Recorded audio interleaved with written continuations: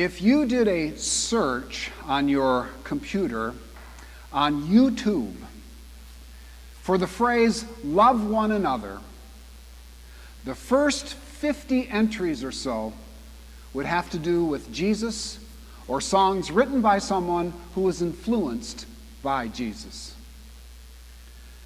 Actually, the first entry is a song from 1967 by a group called the Youngbloods, called Get Together. You know the song, I think.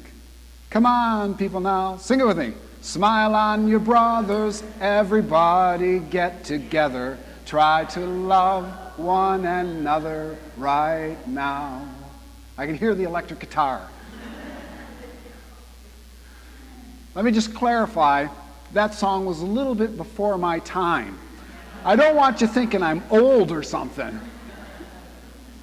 But I do like that genre of radical enlightenment songs, protest songs, Bob Dylan, Pete Seeger, Peter, Paul and Mary, the Byrds, Buffalo Springfield, the Fifth Dimension, songs about love and freedom, and when the moon is in the seventh hour, and feeling groovy, and getting together.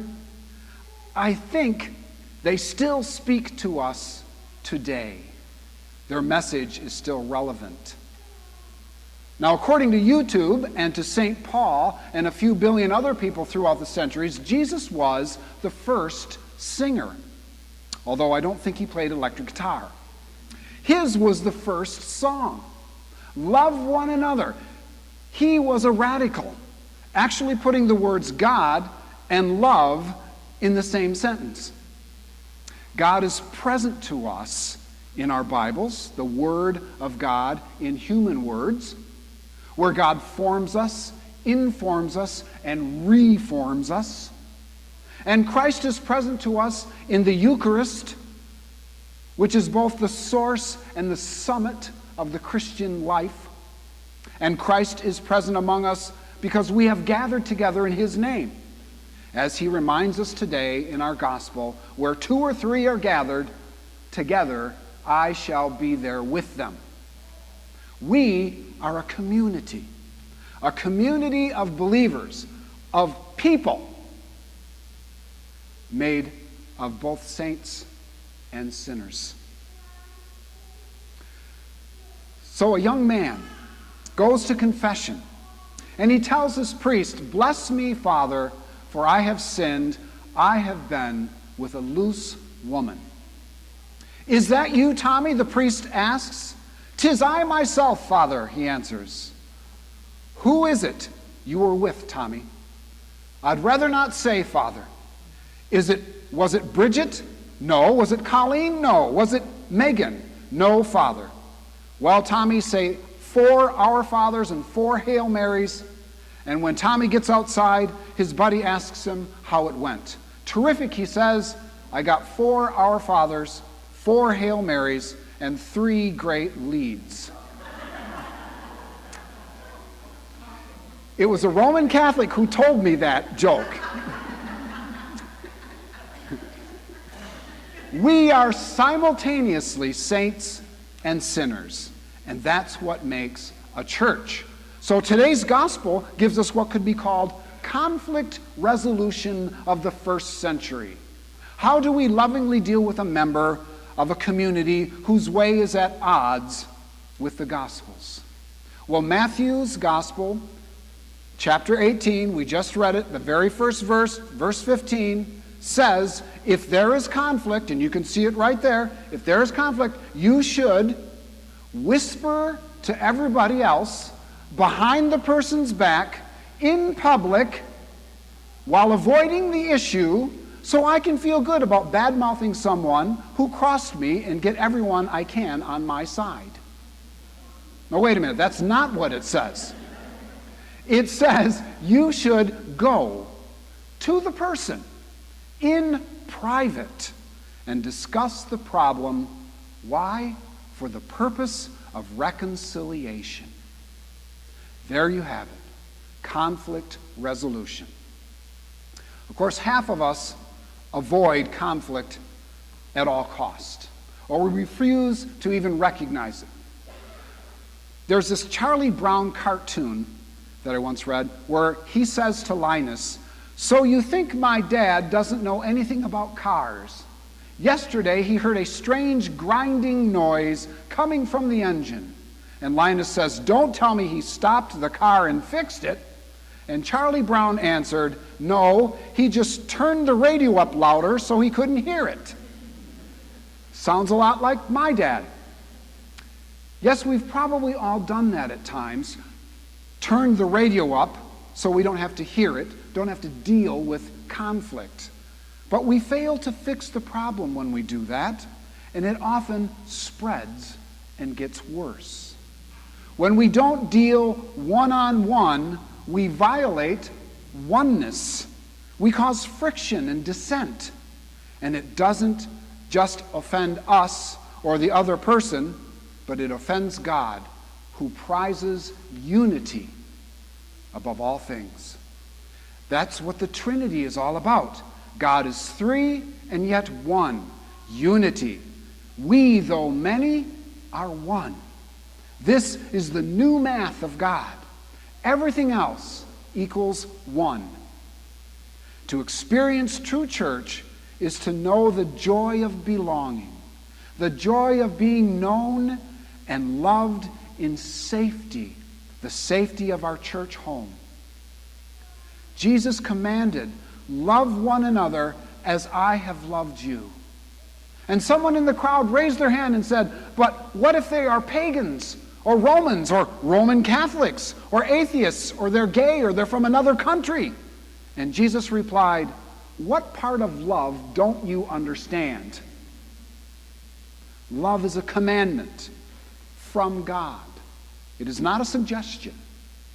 To love someone is to pray for that person, to recognize that that person is a child of God, just like you are, and to desire the best for that person. It's not the same as liking that person. There are lots of people we don't like. There are lots of people who don't like us. I remember getting a scathing letter from a church lady, a nice little church lady, regarding a newspaper article that I wrote about original sin and how I disagreed and how I preferred the doctrine of original blessing instead. And she took the time to nicely write out a letter that said, "I don't like you."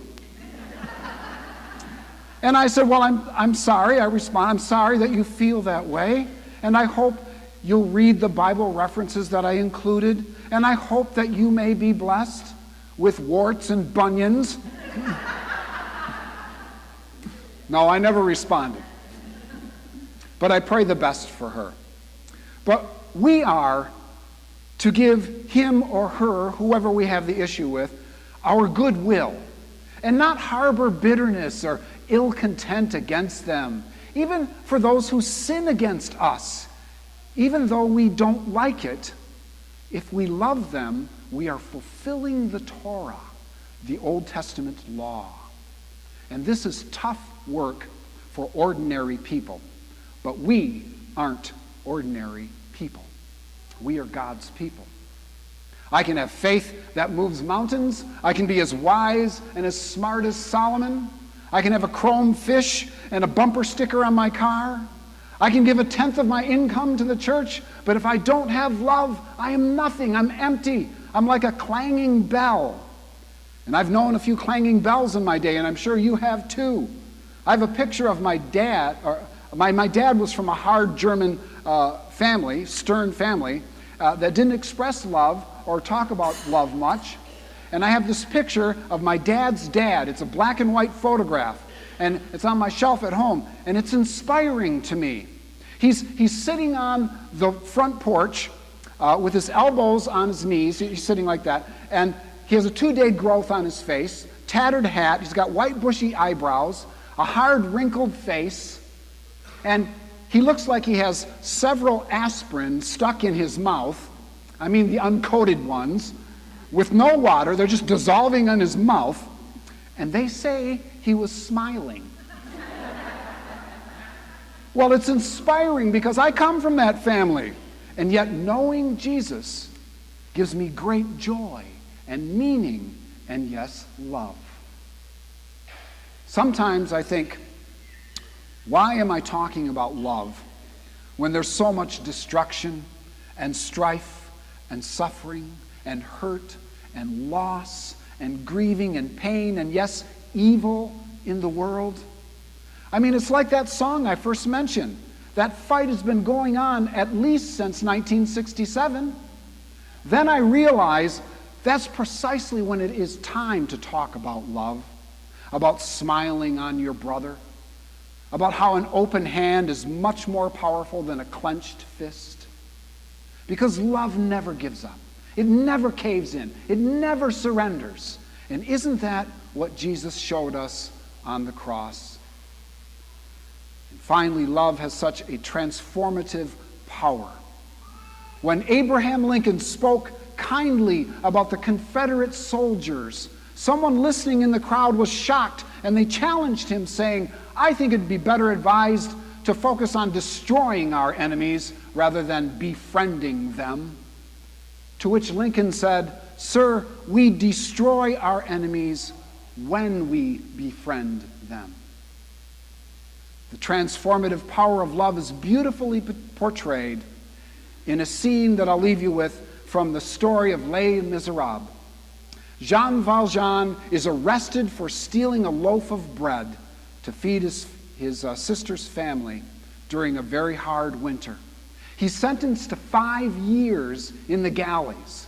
But because he tries to escape, and you probably know the story, they added another 14 to his sentence. He spent 19 years in prison for a loaf of bread.